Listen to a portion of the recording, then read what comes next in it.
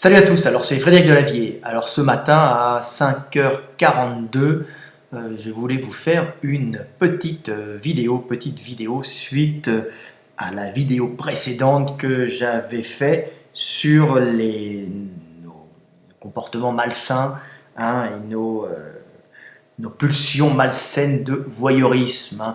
Alors c'est plutôt une vidéo qui aurait dû s'appeler sur le comportement cathartique. Donc les comportements cathartiques, on en parle souvent, c'est le fait d'aller voir des films où il y a de la violence, où il y a des meurtres pour se défouler. Alors je voulais expliquer un peu avec un petit texte que j'ai fait, un petit texte parce qu'on m'a posé des questions sur mon YouTube et sur mon Facebook. Alors j'ai voulu approfondir un peu ce sujet parce que j'ai fait quand même une découverte majeure en psychologie humaine. Donc voilà, je vous ai fait un petit texte pour que vous compreniez un peu les causes de ces comportements de voyeurisme. Le fait d'aller au cinéma voir des films d'horreur, le fait, ou bien même le fait d'aimer les montagnes russes, le fait d'aimer avoir peur, ou d'aller voir par voyeurisme des films, ou même regarder des informations en attendant le drame. Donc voilà, je vous ai fait le petit texte, je vous le lis. Alors, comportement cathartique et adrénaline. Lors d'un stress occasionné par un danger, il y a 3 options comportementales générées par l'adrénaline. L'attaque, la fuite et la tétanisation. La tétanisation est très importante pour les individus plus faibles comme les femmes qui souvent n'ont pas les moyens physiques d'attaquer et pas la possibilité, l'enfant dans les bras. Donc, elle se paralyse face au danger. C'est ce qu'on appelle la sidération pour ne pas attirer le regard du prédateur. Le mâle, lui, attaque. Bien sûr, des fois, il fuit. Maintenant. Comme ses bras sont libres, il ne porte pas le petit, il peut donc affronter un danger armé. C'est ainsi qu'en fonction du sexe, nous avons une programmation génétique propre. Les hommes attaquent, les femmes tétanisent et fuient. Donc, en fin de compte, c'est bien fait, la nature est bien faite.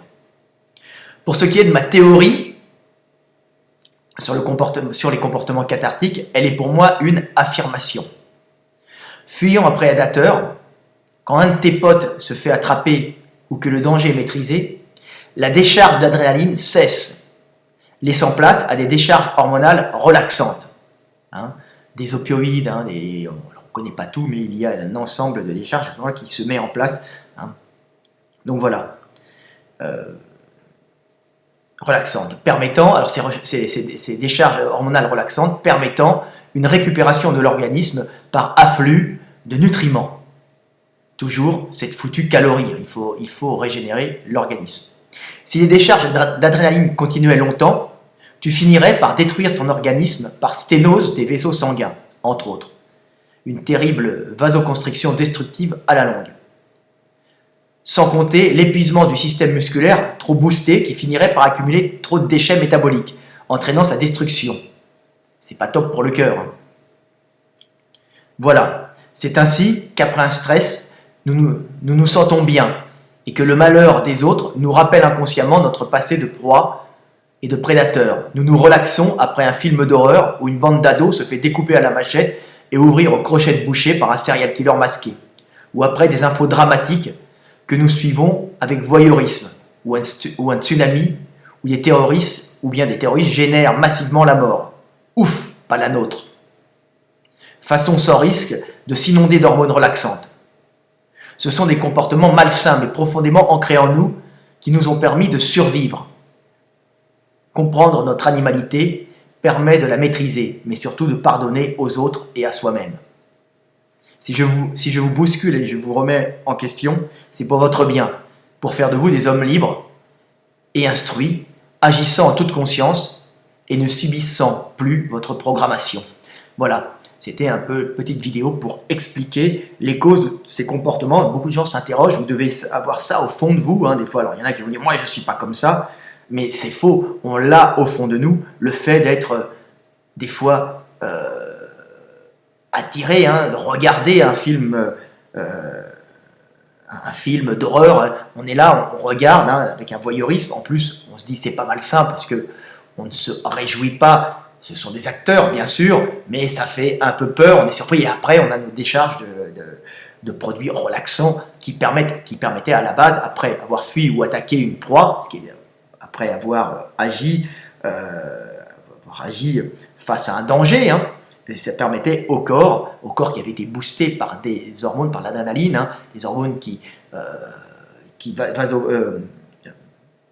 vasodilate et active la circulation sanguine par une contraction plus importante du cœur, hein, plus puissante, et en même temps ça vasodilate tous les muscles, tous les vaisseaux dans les muscles, hein, permettant d'avoir un apport de sang dans le système locomoteur, permettant de ou fuir avec une meilleure capacité pendant quelques temps, hein, ou d'attaquer avec une meilleure capacité, quand on chasse, hein, ou quand on attaque même un prédateur, ou quand on attaque une proie. Donc vous voyez l'avantage de cette adrénaline, hein, mais après le problème c'est que ça vasoconstricte des vaisseaux, ça peut avoir un effet très très négatif, cette adrénaline après, hein, si elle dure trop longtemps, si on est à l'arrêt et encore stressé, elle va s'accumuler dans l'organisme et créer à ce moment-là des lésions, hein. Ça va être un petit problème parce qu'elle vasoconstricte aussi les vaisseaux des intestins, parce qu'on n'a pas besoin, hein, d'avoir du sang dans les intestins, hein. On a besoin d'avoir du sang dans le système locomoteur, dans la pompe cardiaque, le cœur pompe à fond, hein, et il envoie ça partout, mais on n'a pas besoin, on a besoin d'avoir un cerveau irrigué, et tout ce qui n'est inutile, on n'en a pas besoin, donc on va se relâcher les sphincters, on fait pipi, on fait caca, hein. Par exemple à la guerre, hein, on voit très bien ça dans Gladiator, hein, on voit l'entrée des gladiateurs, un pauvre garçon qui est face à la mort, hein, et qui se fait pipi dessus, ce qui n'est absolument pas une honte, hein. Les soldats vous le diront, ce sont juste les soldats qui font du champ de bataille, qui connaissent, ils savent que ou ils se chient dessus, ou ils se pissent dessus, mais ils maîtrisent le combat, hein.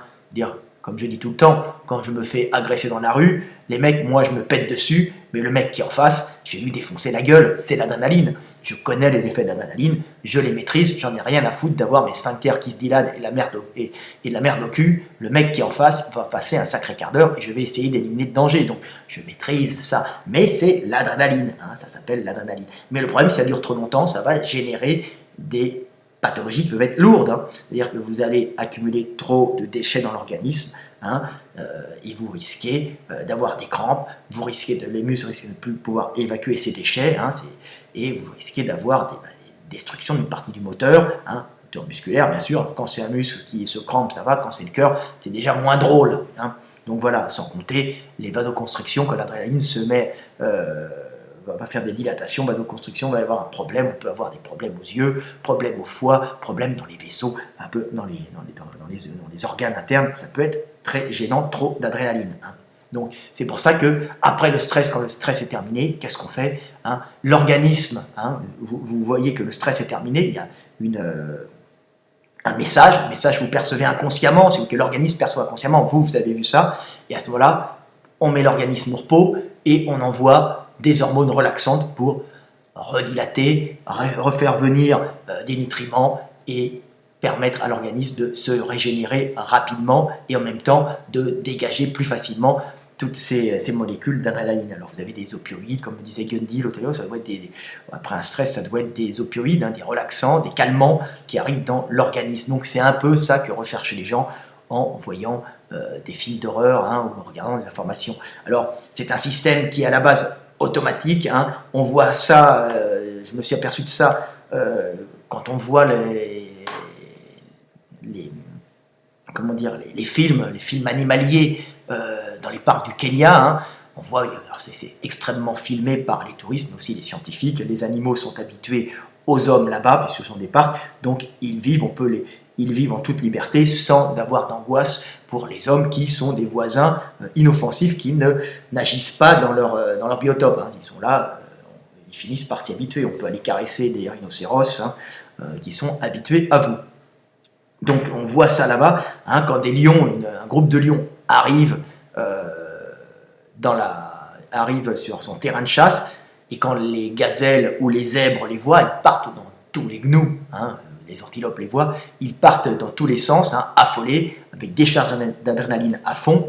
Les lions poursuivent et on s'aperçoit que dès qu'un zèbre ou un gnou ou une gazelle a été attrapé et a été tué, et ben, qu'est-ce qui se passe? Tout le monde s'arrête, on se repose et puis on continue à vivre sa vie. Hein, pourquoi? Parce qu'après le stress, hein, c'est les mammifères, ils ont été chassés, mais s'ils continuent à être stressés pendant des heures, bah, il y aurait destruction de l'organisme. Donc, arrêt d'un coup, hein, et c'est l'effet inverse, l'organisme va envoyer des hormones relaxantes pour régénérer l'organisme, hein, et tout simplement régénérer et calmer l'animal qui va continuer à vaquer à ses occupations en oubliant les prédateurs. Hein. Oui, parce que s'il y pensait tout le temps, hein, il serait plein d'adrénaline en permanence, hein, il serait stressé en permanence, son organisme s'affaiblirait parce que le stress consomme beaucoup d'énergie et il finirait par mourir. Hein. Une maladie neurodégénérative, hein, rapidement, il boufferait tous ses neurotransmetteurs et il crèverait l'animal au bout d'un moment, ou il boufferait toutes ses réserves énergétiques et il finirait tremblant et maigrichon et il se ferait tuer tout de suite. Hein. Donc voilà, hein, c'est avant tout pour ça. Donc un stress, hop, et après on calme et on y relaxe. Et toutes ces hormones viennent vous calmer. Bah, c'est ce que vivaient nos petits ancêtres dans la savane. Hein. Quand ils ont abordé la savane, ils sont passés de forêt à savane, c'était très dangereux. Et là, bah, évidemment, ils avaient ces stress face aux prédateurs. Évidemment, quand ils fuyaient et quand il y en avait un des leurs qui se faisait bouffer, hein, bah, c'était le moment d'arrêter et il y avait ce corps envahi après les hormones de stress, envahi par des hormones relaxantes. Hein. Et c'est un peu ça que les gens cherchent dans des spectacles de gladiateurs, comme chez les Romains, hein, allez voir la mort des autres, hein, vous rassure, hein, ouf, c'est pas la mienne hein, cette fois-ci, mais aussi vous calme parce que vous êtes envahi d'hormones relaxantes, hein, dues à votre passé de proie et ensuite passé de chasseur, où c'était dur d'aller chasser aussi, c'était pas évident, c'était toujours risqué. Hein. Donc voilà, hein, donc après les hormones, après les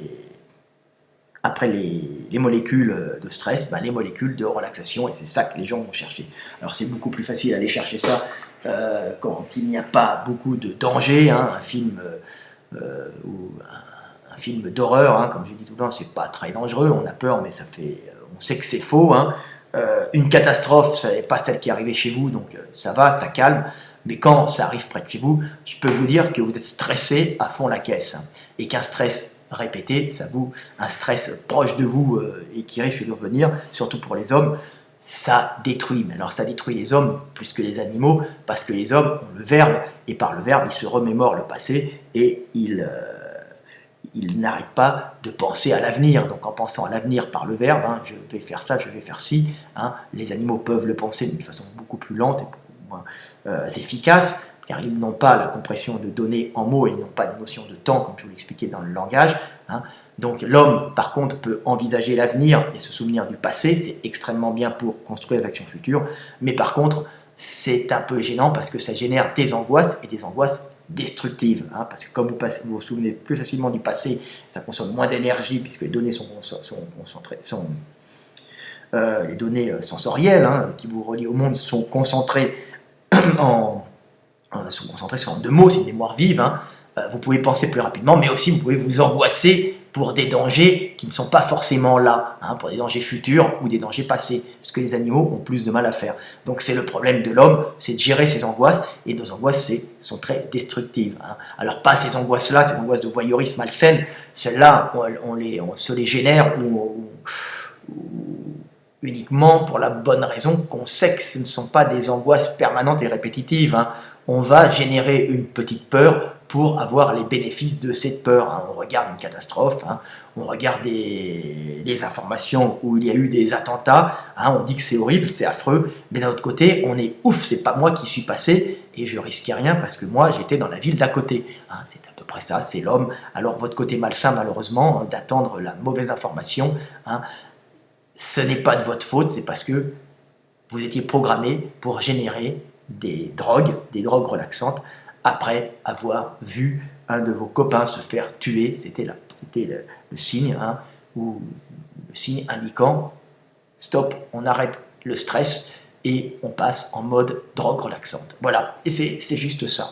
Bah maintenant, quand vous comprendrez un peu qui vous êtes, pourquoi vous agissez comme ça, et vous pardonnerez, comme j'ai dit tout le temps, hein, ça vous permettra de pardonner aux autres et de vous pardonner à vous-même, et puis aussi d'essayer de maîtriser ces pulsions entre guillemets malsaines. Hein. Essayez quand même de les maîtriser, c'est pas cool, hein. Il faut s'élever spirituellement. Voilà ce que j'avais à dire. Allez, à bientôt, 14 minutes, 5h57, je vais dormir. Je viens de faire 240, 250 km dans la neige. C'était sympa. Je suis parti à -10. -10 de température. Bye, à bientôt.